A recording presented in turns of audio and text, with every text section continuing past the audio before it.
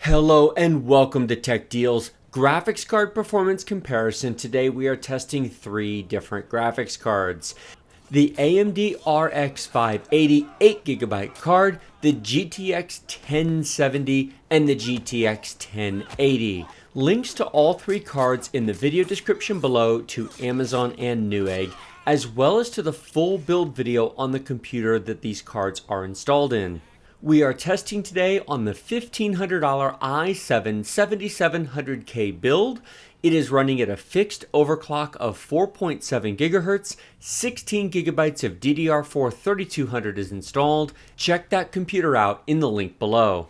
Fraps was used for the game performance numbers you will see in the charts at the end of this video. It was not used to capture the video you're watching. Instead, an external Elgato HD60X capture card was used for the video. There is no performance loss since the computer doesn't even know it was being recorded. The numbers in the upper left-hand corner are for MSI Afterburner, a free tool you can download to get real-time information on what your computer, your graphics card, CPU, and system memory are doing in real time while you're playing. First up, we have the RX 580. This is the Gigabyte Aurora's factory overclock card running at 1425 MHz. First up, let me say I really like this card. It is not an inexpensive card. It is premium priced, but it is a premium product. 100mm oversized fans, oversized air cooler. The assembly is 2.5 slots wide with a very thick radiator. It is extremely silent. At the fan speed it's running at during this test, 1083 RPM, it is completely silent. Even the case fans make far more noise than this card does.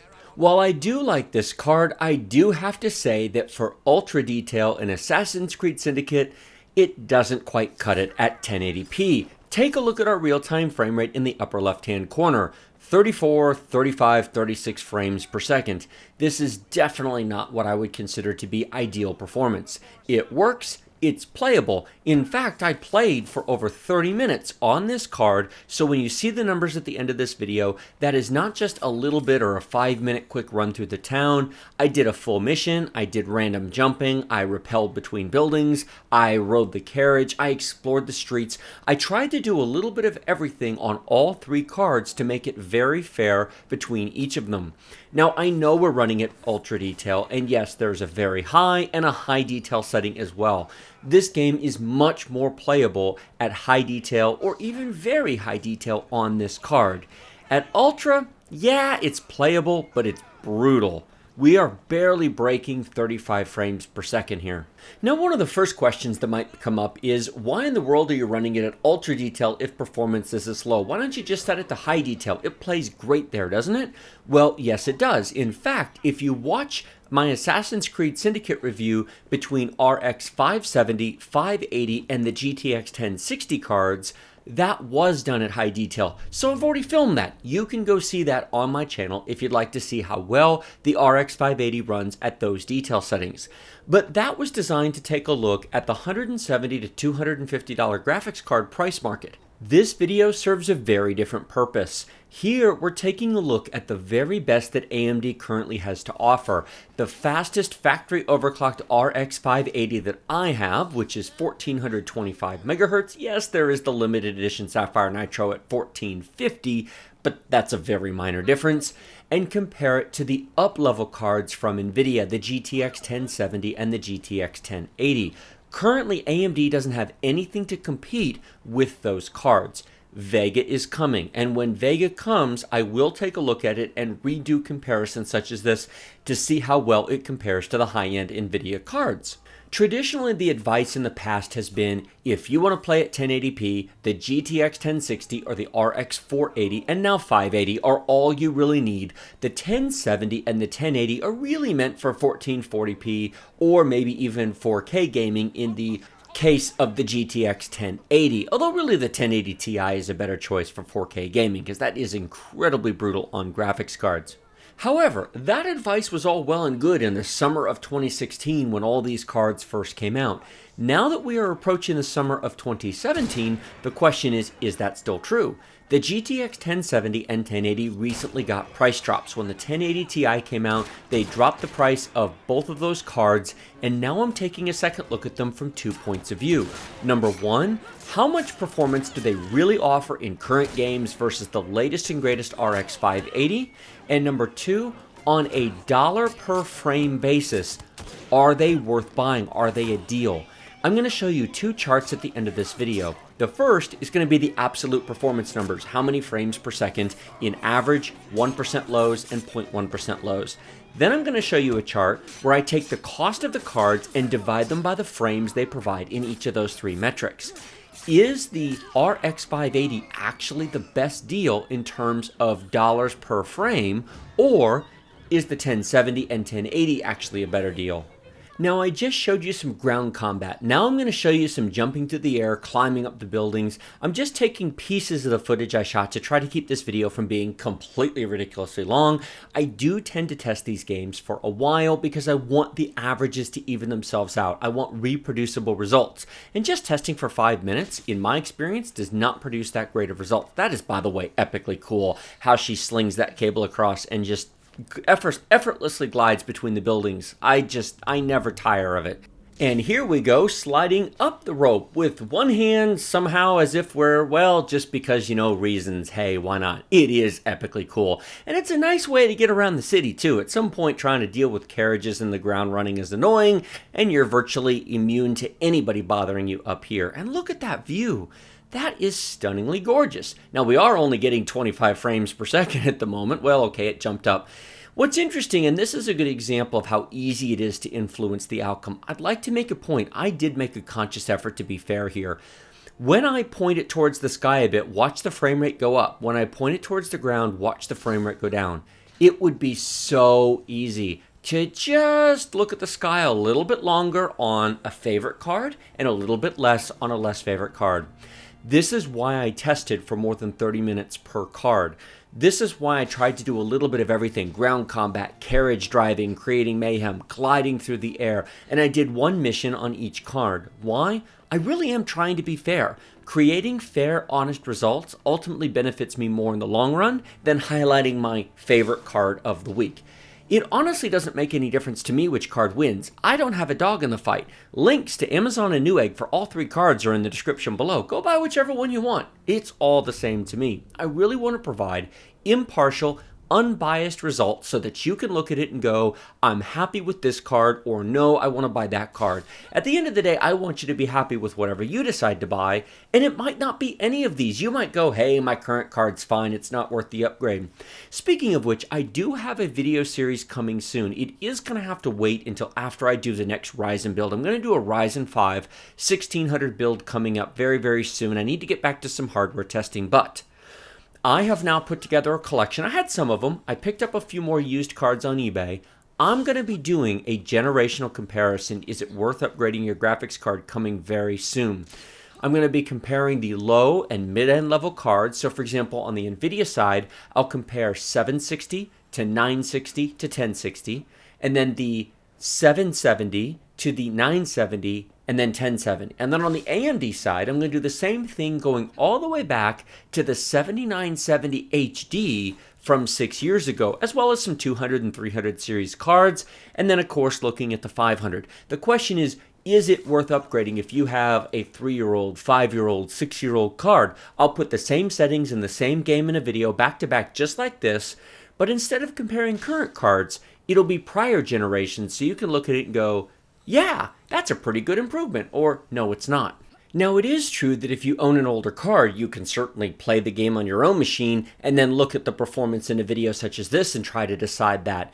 But there's other factors besides the graphics card. Do you have the same CPU, the same main system RAM, the same speed of RAM? Are you testing in the same areas or the same resolution or the same detail settings?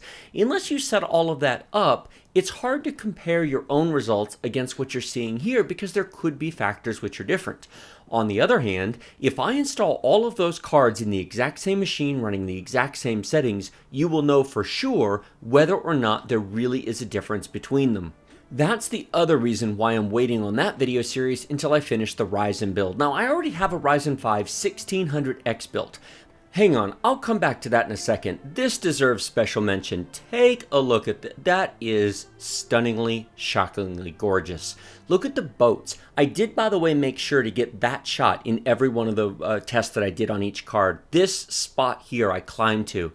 That is incredibly gorgeous. This game ranks right up there with some of the best looking games in the past year that I have seen. I just had to pause because that takes my breath away every time. Anyway, back to what I was saying about the Ryzen 5.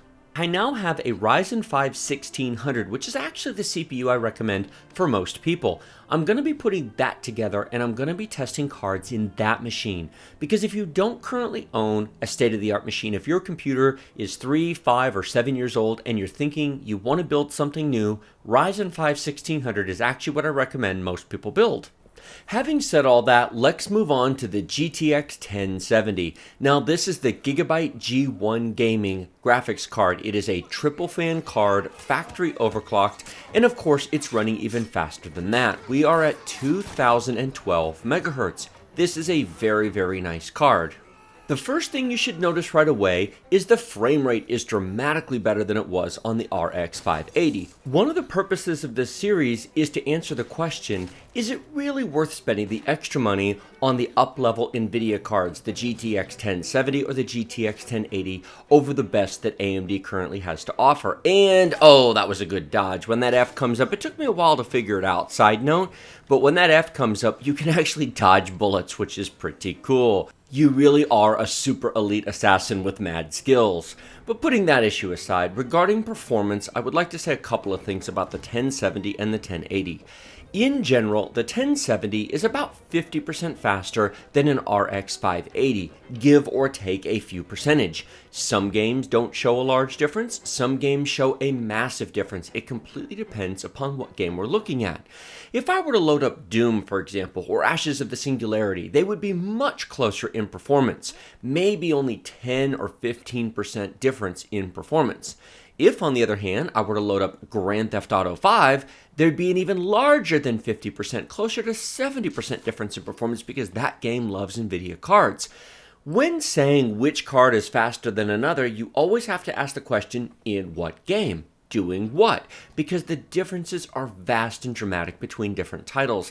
And it's not enough to simply say X is faster than Y across the board, but in terms of in general, across most games, in a wide variety of titles, I would call the 1070 about 50% faster than an RX 580, give or take 10 or 20%. Now, speaking of performance, notice that we're back up to the top of this tower. I actually fast forwarded this replay to this section because I showed this at the end of the RX 580. Now that we're back to the same spot, you can do a fairly direct comparison of performance. Now, this isn't here, it's pretty high because I'm looking at the sky and there's nothing on the screen. Wait till I angle the camera back down, watch that frame rate drop. It's important to note what I'm looking at. Oh, there's the boats. Look how beautiful that is. This is one of those games that really does take my breath away. Now we're getting over 50 frames per second at the moment. How much well, we're just under 50 now. How much were we getting on the RX 580? Under 40? Yeah, it really is a big, look at that city. The detail, the buildings, you can even see the carts moving around down there. And there's a few people moving around and the trees so I made a point to look at the ground and the sky as evenly or equally as I could because I was not trying to favor either one. I really do like both of these cards. Different prices, different performance and features, different people are going to want to buy each one, and that is absolutely fine. Now, as a side note, this is another one of those shots that really took my breath away. The leap of faith is impressive.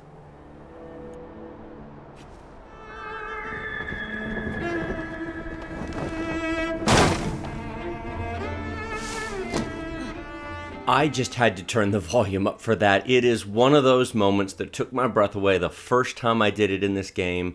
It's like the first time this happened.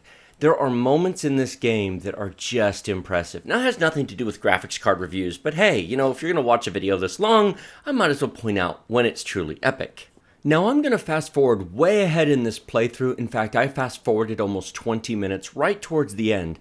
I did this mission here, and this is one of those set piece missions. You can see the little box in the upper right hand corner that kind of moves as we move. I got to figure out how to infiltrate. I got to figure out how to get past these policemen.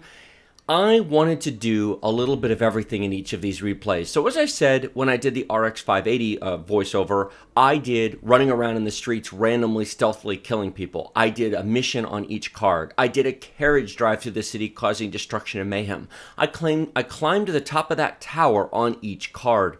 So when you go, wait a minute, are these performance numbers reasonable? Boy, I made them as reasonable as I possibly could. I really went to a great deal of trouble to try and make these as close as I could. I'm not going to claim that every time I do a game performance video, it's this good, but frankly, this is one of my best efforts ever in my opinion. If you take anything away from this video besides the information about the graphics cards themselves, let me offer you this thought.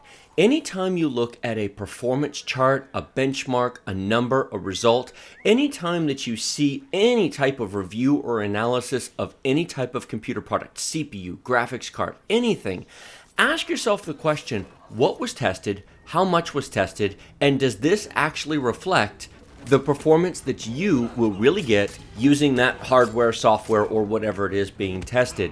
Because it would be very easy to take a half a dozen games, run the built-in benchmarks, throw some charts up on the screen, and call it a video. And that's fine. I mean, it serves a purpose, and I understand that it's easier to do that, and it's easier to do a lot more testing a lot more quickly. I could certainly test 20 different graphics cards or 20 different detail and resolutions in one video and throw them up into some big fancy detailed chart if all I'm doing is running a 1-minute benchmark on each one.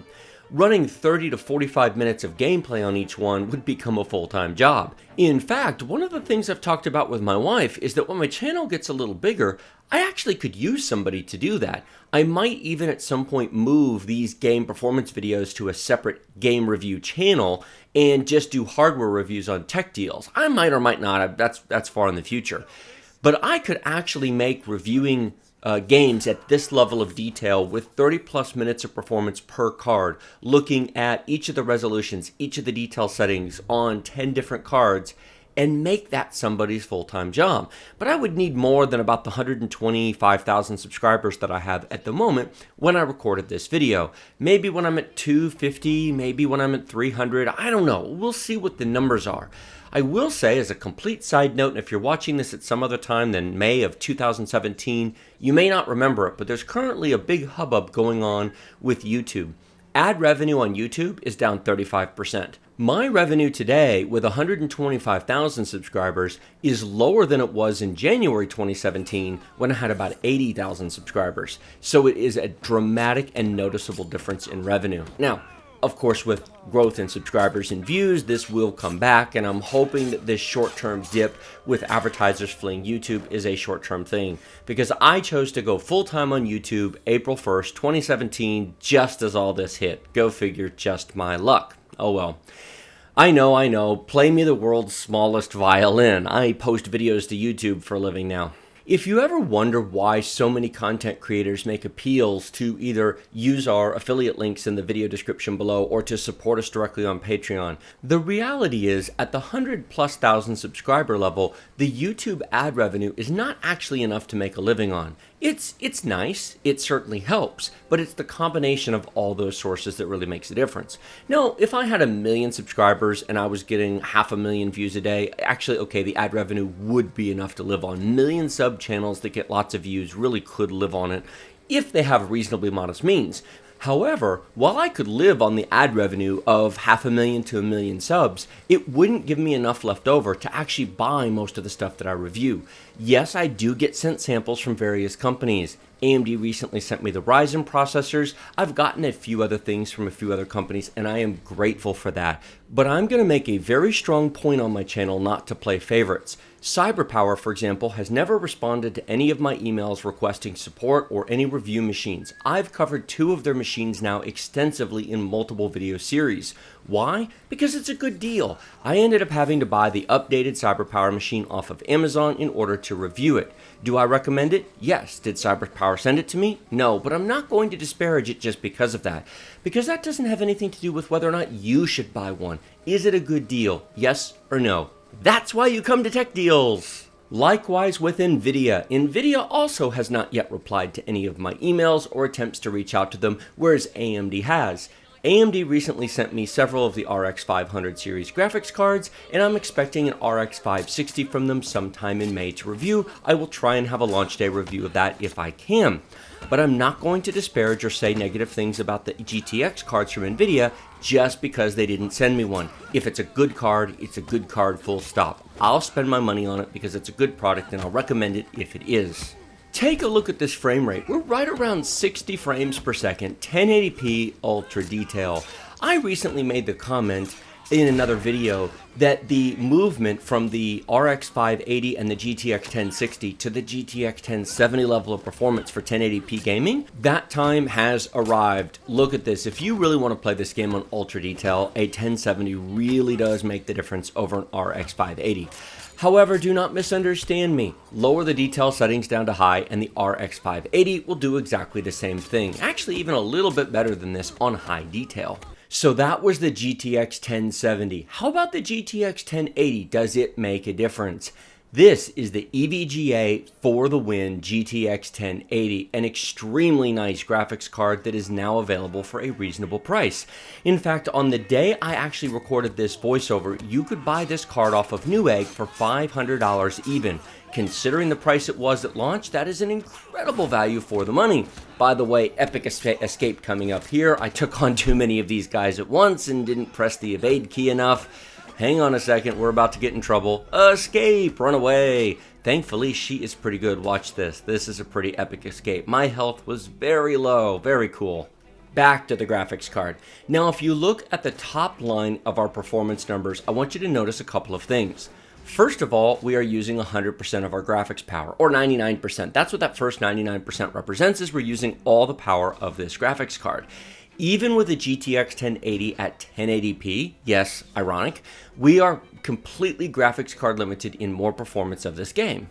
However, this card is running very cool at just 58 degrees Celsius. The For the Win card really does have a bigger heatsink and larger fans than the superclocked and standard cards does, than the G1 Gaming does, for example. It is indeed a premium product. The next percentage there is actually the power draw. That's the percentage of power being drawn. Now, on the AMD cards, it shows a wattage number. On the NVIDIA cards, when you check it in MSI Afterburner, it shows a percentage. The second percentage up there is the percent fan speed. Now, the fans are turning reasonably quick at 60%. We're getting not quite 2,000 RPM out of the fans. Does that mean it's loud? No. These fans are very, very quiet. This card is barely audible. Sure, yes, if I put my head next to the computer, I can kind of hear it's turning in there, but it's not a big deal. And frankly, the Corsair liquid cooler installed on my i7 CPU is louder than this video card is. Then we come to the clock speed of the card. Rest assured, this card is not going to auto boost to almost 2.1 gigahertz out of the box. I have in fact manually overclocked this card. I have found that most of my 10 series cards run perfectly at 2 gigahertz but will not run at 2.1. In fact, the EVGA for the Wins are the only cards I have from the 10 series that consistently run at 2.1 gigahertz. I've gotten one of my Gaming X cards. It also has two large fans, oversized heatsink, to run at 2.1. Most of the others, my superclocked cards, the Gigabyte G1 Gaming, will not run at 2.1. They have smaller heatsinks, smaller fans. They're a little bit lower down on the totem pole of cards. The G1 Gaming, for example, is more equivalent to an EVGA superclocked than it is to a For the Win. In the Gigabyte line, you'd need to buy the Auroras card, which is a step above the G1 Gaming if you want to run at 2.1, or at least have a chance to. There's no guarantee you'll get to 2.1. We are running in the auto fan speed profile. I did not manually turn the fans up, so they did auto spin themselves up to this speed. But as I said, very, very quiet. I did not adjust the voltage. In fact, I generally do not adjust voltages on any graphics cards, and I don't recommend you do either. The reality is, heat, clock speed are not going to hurt your graphics card. These cards have thermal protection and will throttle themselves if they get too hot. If worse comes to worse and the fans fail and they get really hot, they'll shut themselves down. Voltage, however, they have no protection on. If you turn the voltage up too high, you can fry your chip. But heat and clock speed are not going to hurt your processor. That advice, by the way, applies to both CPUs and graphics cards. Now, this is modern CPUs and modern graphics cards. If you go back a handful of years, that's not going to be true. If you go back about 15, 20 years, there's going to be CPUs. My memory's a little fuzzy on it, but I think there were some early Athlons, for example, that did not have thermal protection control that you could actually kill with heat. But that's been a very long time and doesn't apply to anything remotely recent. So download and install MSI Afterburner or your favorite overclocking tool of your choice, crank that clock speed up, and enjoy wonderful performance, especially if you're going to buy a premium card like a For the Win. Now, if you've watched my channel for a while, you'll know I am in fact an EVGA fan. I have bought EVGA cards for a number of years now, and I've reviewed most of them. I really like the design and style, but some of that is aesthetic. As I said, MSI Gaming X, the Gigabyte Auroras, the Zotac Amp Extreme Edition, for example, all very similar in terms of size, cooler size, power delivery system, fan size, and speed. So you should be able to get a good overclock out of the premium level card from each brand. The reality is the difference between, say, a Gigabyte Auroras, an EVGA For the Win, an MSI Gaming X, and a Zotac Amp Extreme, my apologies if I'm leaving anybody out, is personal style and substance, color, RGB lighting systems. Those are the bigger differences than anything else between those premium top tier cards. When you step down a tier to the Superclocked, to the G1 Gaming or WinForce, when you step down to the Amp, not Extreme Edition from Zotac, when you step down to the Armor OC from MSI, what you're doing is you're dropping in cooler, fan size, power delivery system. You'll get less potential overclocking. Now, is that potential overclocking worth it? Well, the difference in real clock speed between 2.1 gigahertz and 2.0 is 5%. But that is straight clock speed difference. Nothing else changes when you change that one thing.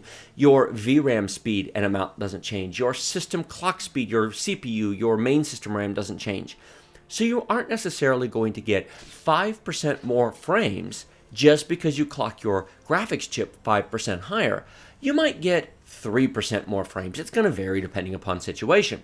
What does 3% work out to? Well, at our current frame rate of 70 frames per second, 3% is 2 frames per second. So we're looking at the difference between 70 and 72 frames per second, between 2 gigahertz and 2.1. It's really not as impressive when you put it in those terms, 70 to 72 frames per second, as when you say 2.1 gigahertz is so much faster. Well, yeah, it is. It's the same reason why I'm running this Intel CPU at 4.7 instead of 5. 5 gigahertz is much more impressive, but that big even round number is completely psychological and it's all in your head. The reality is it's the same difference. 4.7 to 5 gigahertz is a minor difference, maybe if we're CPU limited a couple of frames per second. You are not going to notice the difference in real-world computer usage between 4.7 and 5.0 unless you're maybe running side-by-side tests or benchmarks. Now, how about the rest of our performance numbers? Well, we are currently using 4 gigabytes of our 8 gigabytes of VRAM. No issues there. 8 gigabyte cards should be good for the life of these cards. Now, I know the 1080 Ti has 11 gigabytes. That's sort of just because they can, and it's maybe sort of future-proofing a bit, but I think that even 11 is going to be overkill for a while to come.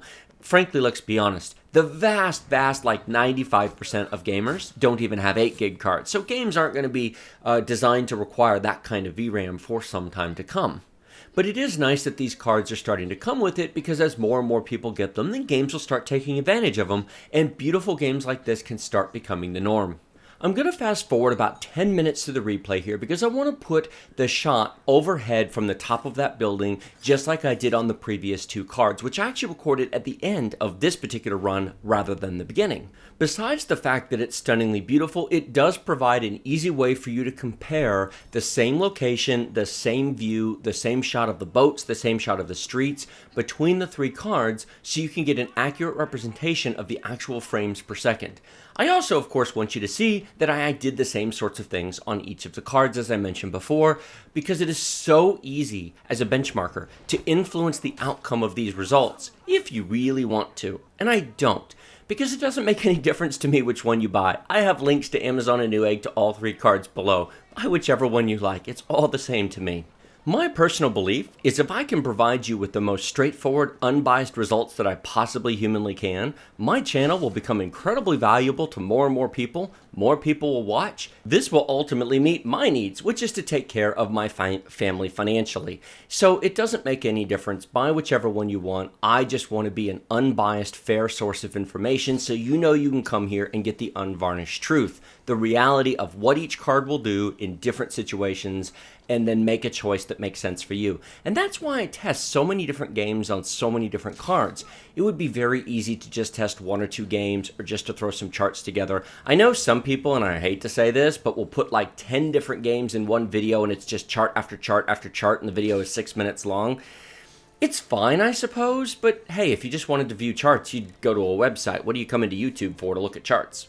And if I sound like I'm needling my fellow tech YouTubers a little bit, I really don't mean to. Many of them provide excellent coverage on a variety of topics. I actually subscribe and watch to many of them.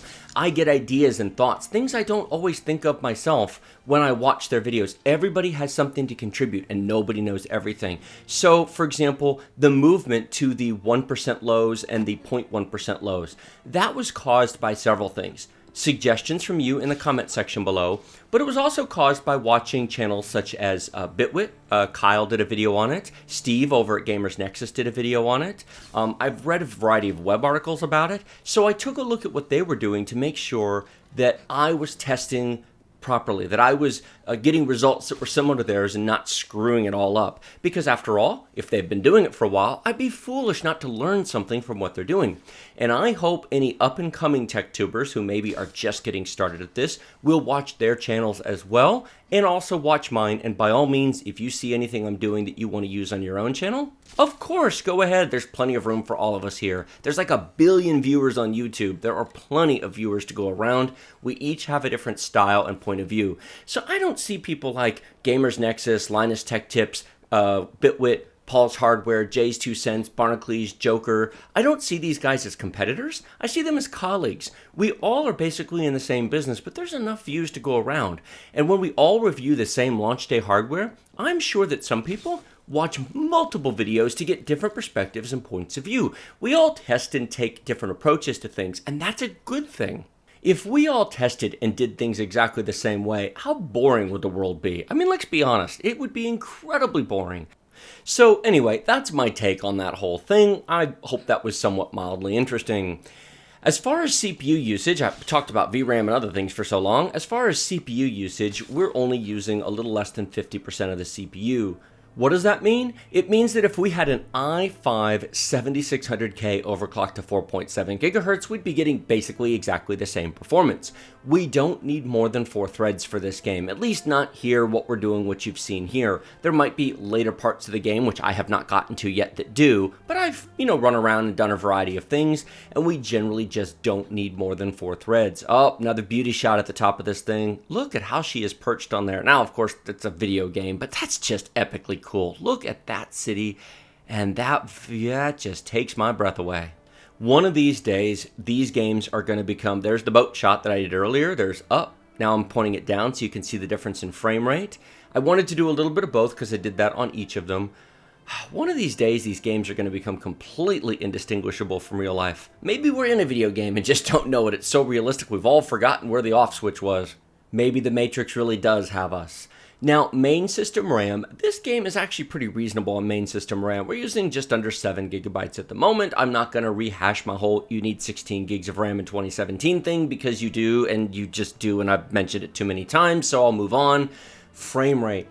Notice that we do have a better frame rate than the 1070, but it's not massively better. The 1080 is just an enhanced 1070. Think of the 1070 as the budget ultra option and the 1080 as the premium ultra option. It is faster, but hang on, wait for it.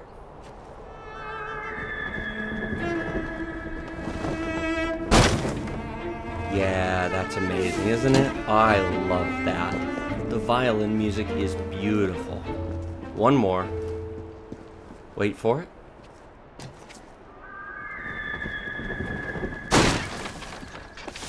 Yeah, I never grow tired of that. Speaking of violin music, can I get a show of hands who are fans of Lindsey Sterling? And if you don't know who Lindsey Sterling is, shame on you. She single-handedly made the violin cool. She dances, she plays the violin, she does music videos, she does covers, and she is epic with that. Absolutely worth your time to look up if you don't know who she is. In any case, this has been the performance test between the RX 580, the GTX 1070, and the GTX 1080. Let's take a look at some results. This is the first of two slides I'm going to show you. These are the absolute performance numbers. Green bars are the average frame rate, red bars are the 1% minimum, and the blue bars are the 0.1% minimum. First averages, 37 frames per second on the RX 580, 57 frames per second on the GTX 1070, and 69 frames per second on the GTX 1080.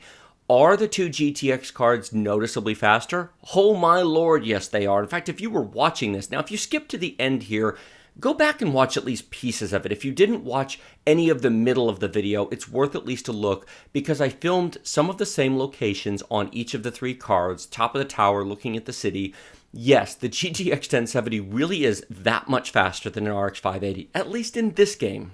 But I think the more interesting number than the average is the 1% minimum. What does 1% minimum mean? Essentially, it drops the 1% bottom of the frames, and it's the frame rate you should expect to get 99% of the time. So 28 frames per second is the minimum frame rate you'll get 99% of the time on the RX 580 versus 47 frames per second on the GTX 1070 and 58 frames per second on the GTX 1080. Yes, the 1080 is more expensive. You are paying a premium. It isn't as big of a jump in performance as it is to the 1070 from a 580. But if you want to hold 60 frames per second at Ultra, the GTX 1080 came really close. 58 is just 2 under 60, whereas 47 is noticeably under 60. Now the 0.1% minimum is the frame rate you'll get 99.9% of the time. The reality is, even in 30 minutes of gameplay, it's less than 10 seconds worth of footage in half an hour of play. I don't personally consider the 0.1% minimum to be that big of a deal. I think the 1%, the red bar, is the one you should really look at. But I include all three because not everybody's going to agree with me, and some people want to see it all. And since once I generate one, I can generate both, here you go, there's the numbers. The next chart that I want to show you is the dollar cost per frame per second. This math equation is actually very easy. You take the price of the card and you divide it by the FPS. I've provided the number amount for each of the three metrics. For the RX 580 at a $250 average cost, it's $6.80 per frame per second.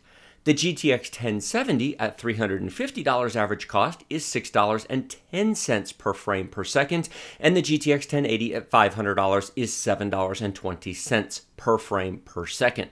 Lower is better. Basically, you want to pay less per FPS, assuming you at least have a playable frame rate. A $25 used graphics card that gets 10 frames per second would be $2.50 per frame per second, which sounds great, except it's not playable, so it doesn't really matter. Now you can also see the cost in the 1% and the 0.1% minimum. I want to make something very clear here. The GTX 1070 is actually less expensive than the RX 580, even though it costs $100 more, when looked at from the point of view of how much are you paying per unit of performance. Now, it's totally personal preference as to whether you want to look at it this way or not, but it provides a different way to look at it besides, oh, well, that card costs $100 more. It can be challenging sometimes to go, well, is it worth paying $100 more for that card? Is it worth paying $150 more for the GTX 1080? Am I getting value for the money? Now, this equation is going to vary based upon two things: the game, the detail setting, and how much you're paying for the cards. You can buy RX 580s for less than $250. You can buy them for more than $250. In fact, this Gigabyte Aurora's card I'm testing isn't $250, it's $270. The GTX 1070 that I actually tested, the Gigabyte G1 Gaming, is actually a little more than $350. But at the beginning of May when I recorded this, you could actually buy the EVGA Superclocked, basically the same card from EVGA, for under $350. $350 is a very fair average price. $500, you can buy this exact card on Newegg today for $500, so that is completely fair and reasonable. In fact, in this test, the GTX 1080, in terms of 1% minimums, actually costs less money per frame than the $250 RX 580, even though the 580 beats it in averages. Now, please do not misunderstand me. While the game was a little bit slow and rough on the RX 580, lower it to high detail and the game plays perfectly. You can see that on my channel. I have filmed that. My RX 570, 580, and 1060 video was at high detail, and I showed that. So go look at that if you want to see how well a $250-ish card runs this game at high detail. Like this video if you like it, share it with your friends if you loved it. Remember to subscribe to my channel with the big huge red button directly below the video. Post your comments below the video. Check the links in the video description. The links to Amazon and Newegg will be for these three graphics cards. I would greatly appreciate it if you use those while shopping. It does make a difference. The link to buy Ghost Recon Wildland is going to be down there to Amazon, Kingwin, and G2A. Those are also useful links. Finally, my Patreon link will be down there. Patreon is a way for you to contribute directly to the channel. It helps me stay unbiased and tell you what I really think. The more contributions I get from viewers like you, the more I'm able to buy and review stuff you really want to see, independent of manufacturer support. I would greatly appreciate anything you can contribute. Even $1 per month is greatly appreciated. Thank you so much for watching. I will see you in the next video.